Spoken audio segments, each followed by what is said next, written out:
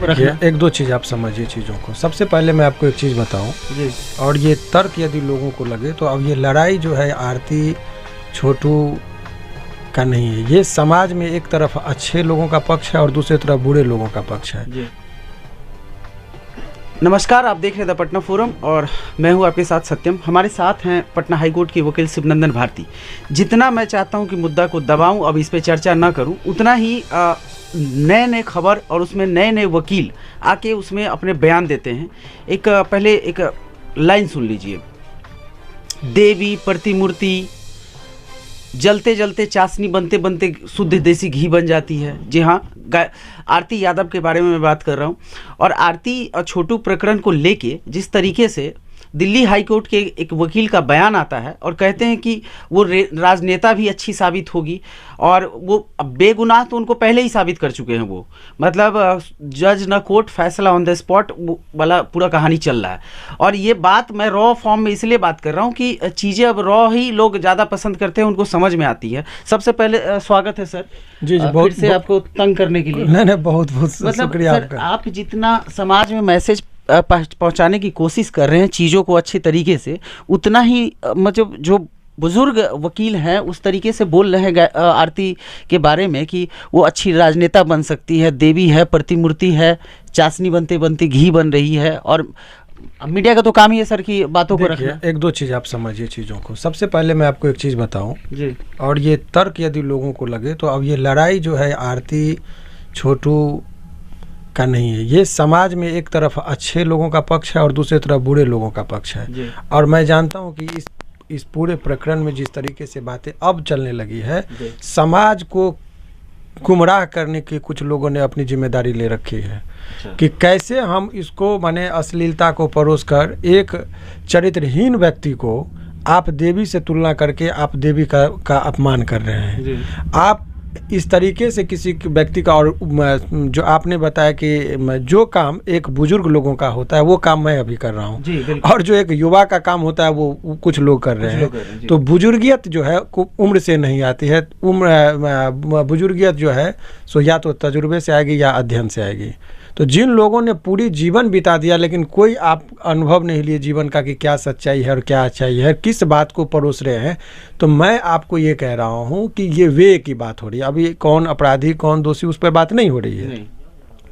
अभी बात हो रही है कि ये जिस तरीके से उसको पेश किया जा रहा है आरती के पूरे को कि नहीं बहुत अच्छा काम की, प्यार की देवी है, त्याग किया, त्याग क्या किया, बलिदान क्या किया।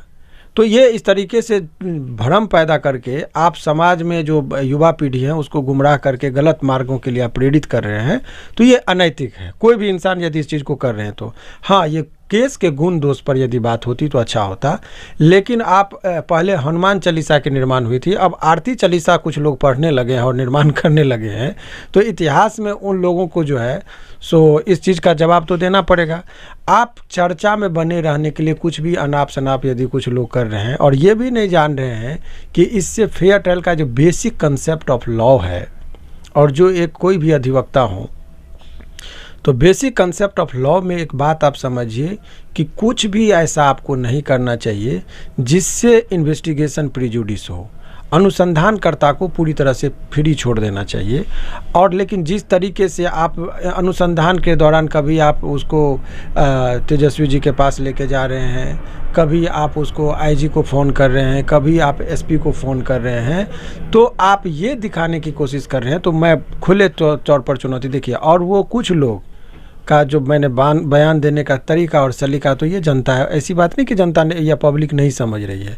पब्लिक तमाम तरह के लोगों को वो एक अभिनेता के तरह, जो जैसे हम लोग से पिक्चर में देखा करते थे कि वो कैमरे के अंदर की कहानी और कैमरे पर जब आते हैं तो उसकी एक अलग कहानी होती है जनता के बीच में।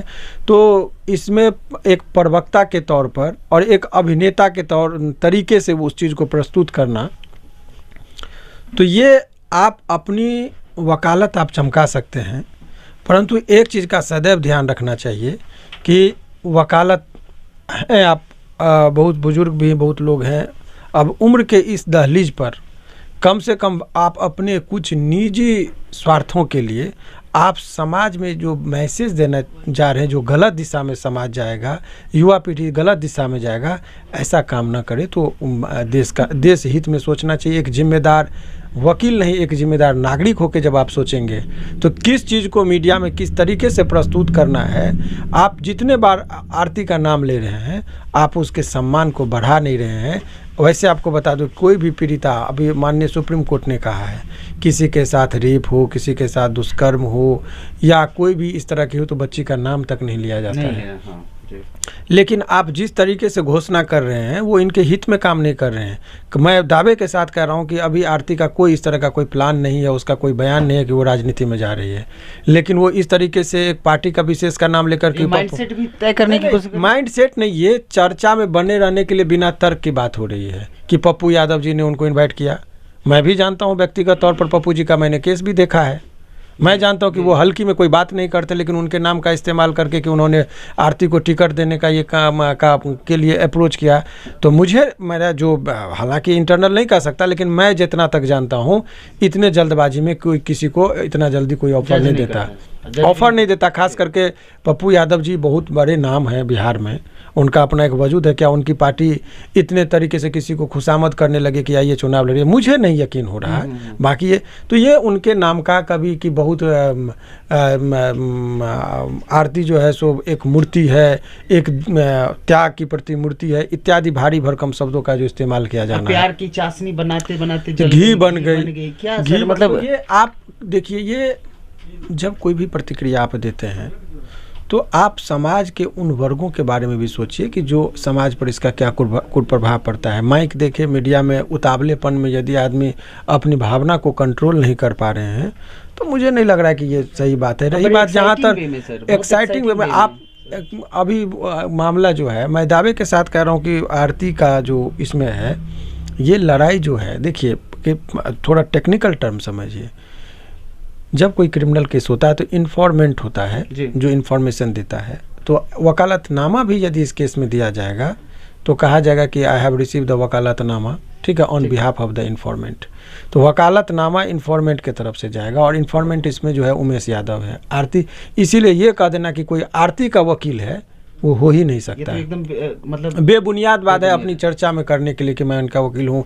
कभी आरती के नाम का यूज करेंगे कोई, कभी जो है सो पप्पू यादव का नाम का यूज करेंगे, कभी किसी के, तो ये सब मुझे नहीं लग रहा है कि उचित है। क्लियर सर, जब केस ट्रायल में अभी आया भी नहीं है सर, आया है ट्रायल में है अभी सर केस? नहीं, अभी तो केस में बेल के स्टेज में केस है, बेल में अभी जो है सो कोई घोषित तो नहीं है कि यहाँ पर। तो मुझे नहीं लग रहा है कि इस सब तरह का चीज में ये होना चाहिए। और दूसरे के घर में यदि किसी की इज्जत प्रतिष्ठा नीलाम हुई है तो उसमें आप मजे ले रहे हैं, उस पर आप अपना जो आपका जो प्रोफेशनल चीज को आप बढ़ा रहे हैं, अपने व्यवसाय को बढ़ाने के लिए प्रचारित कर रहे हैं, तो ये गलत है, इमोरल है और अनैतिक है। और इस चीज़ से वंचित लोगों को जो है सो समाज को गुमराह कर रहे हैं। इस तरह के काम से उनको परहेज करना चाहिए, कोई भी इंसान हो।